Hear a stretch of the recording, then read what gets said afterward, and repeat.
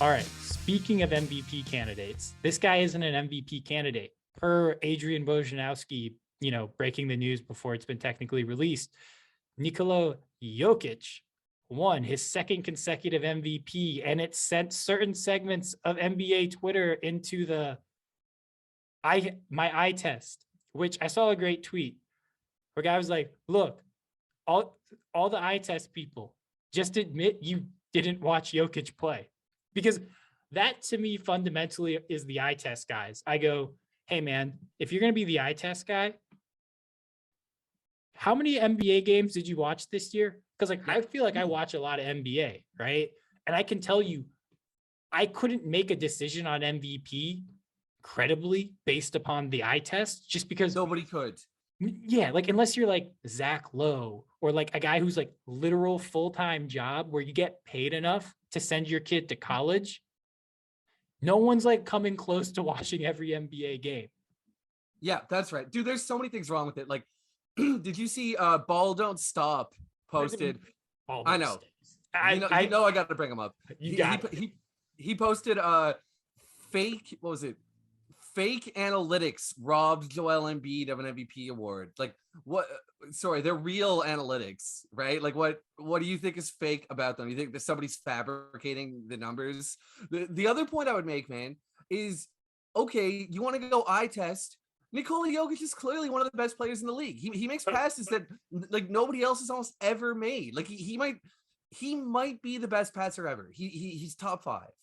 And it's like, yeah. So what do you think? He's just getting all these stats, all miscellaneous compound metrics indicate that he's the most impactful player in the league, but it's like it's just some kind of ruse. Like how would that work itself out? Yeah, it was like I think someone posted they're like he fucking won because of analytics. It's like he's the first dude in NBA history to finish a season top 10 in points per game, rebounds per game, assists per game, and field goal percentage.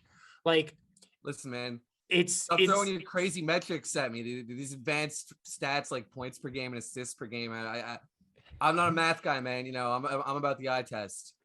Yeah, the thing that I just always struggle with, I'm just like, he does all the things we talk about that make a player great. He can get to his spot and hit his shot at that spot whenever he wants. He makes his teammates better. And like, the thing I fundamentally can't stand is the whole, well, he's not playing in the playoffs right now. I'm like, yeah, but part of his MVP candidacy was the fact that anyone that's pseudo reasonable looking at that Nuggets roster outside of him, you would say, how is this team going to win 48 games? And you'd say, well, they probably need the best player in the league to win 48 games. And that's what they did. That's what they had. And they're acting like not Jokic, excuse me, Embiid, like won 75 games and got robbed.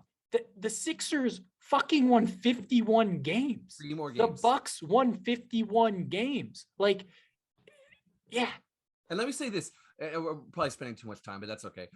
I actually think Giannis Antetokounmpo is the best player in the league, personally. Like that's 100%. My pick for best. Right. But, I think we just can't give the same guy MVP every season. Right, is one thing. Like he's reached that status where it's like, well, realistically, he'd win it every year. Like LeBron should have probably won it for the first decade of his career, right? From year 2 to year 12.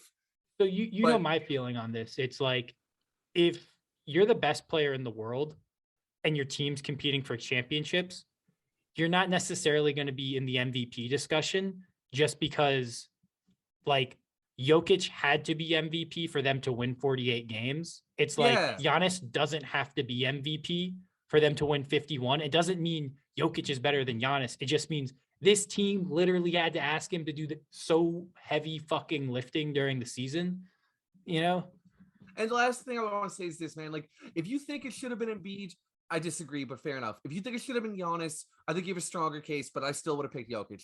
But like this discourse that's out there, like he was robbed, it's outrageous and egregious. Like, come on, man, you've got to admit he was one of the very best players in the league. Like, even if you think it was wrong, you're being an idiot if you think it was like that wrong. You know what I'm saying? Yeah, my final parting is on this is just when people are like saying he shouldn't have won it, they're like, I mean, he had an incredible season and like all the numbers indicate that he probably should have won this award But I'm going to bring up how good his teammates were as the reason why he doesn't deserve this individual award. I'm like, guys, we can go back, in the history of MVP voting for a long time was basically best player on best team. And it's the voting patterns are changing because we're just fucking not as stupid as we used to be. Like in baseball, the guy who used to win the Cy Young, the best pitcher in the league award, was the guy who like finished with the most wins. It was like the best way to predict it. Now, wins don't matter because you know what people realized? Wins are a really stupid fucking pitcher stat. ERA is a little bit better. Strikeouts a little bit better. It's just like the way we're voting is changing and evolving with being smarter and having more information. And like, look, Giannis is better than Jokic, but Giannis didn't have to be better than Jokic during the regular season. And that's what the award indicates, right? Like, that's all. Let's Embiid, and the Embiid people, you get the fuck out. He clearly did not deserve it. No, I mean, I think he's the third best player in the league, and that's incredible. Yeah. But because there's two historic players, like two historic players having historic fucking seasons right now. Okay, final bit of news.